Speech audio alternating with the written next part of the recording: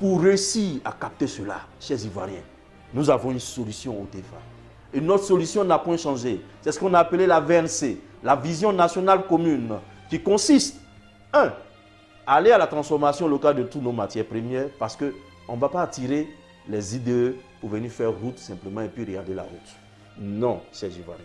On attire les IDE pour pouvoir mettre dans un projet productif, pour pouvoir rembourser ces IDE et permettre à ces IDE de bénéficier de notre économie qui progresse. Or, quand tu fais une route, ça passe dans le passif, ça ne passe pas en actif. Alors, il faut miser dans ce qui va dans la production. C'est pour cela qu'au TFA, dans la VNC, nous proposons en 1, la transformation locale de toutes nos matières premières sur place. En 2, comme on sait qu'on n'attire pas les mouches avec du vinaigre, c'est avec du miel qu'on attire les mouches, nous demandons donc qu'on applique ce que les autres ont fait, qu'on appelle le duty to free, c'est-à-dire la défiscalisation, c'est-à-dire simplifier nos systèmes de taxation pour enlever ce qu'on appelle la corruption en Côte d'Ivoire, mais aussi pour permettre l'éclosion du monde des affaires en Côte d'Ivoire, l'éclosion des affaires des Ivoiriens, des entrepreneurs ivoiriens, pour qu'on ait suffisamment de projets à financer.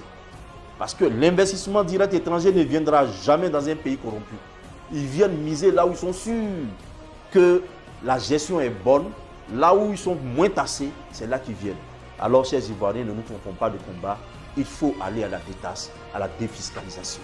Le troisième point, c'est ce qu'on appelle la déréglementation. Voyez-vous, pour simplement créer et installer une usine, il vous faut 6 mois. Ce n'est pas normal.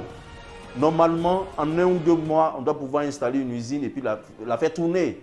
Et si nous devons expédier des marchandises, en moins de 30-45 jours, il faut que ces marchandises arrivent à destination, par le bateau et autres. Alors, il faut véritablement une déréglementation administrative à tous ces niveaux-là pour que nous puissions capter le maximum d'IDE comme les autres.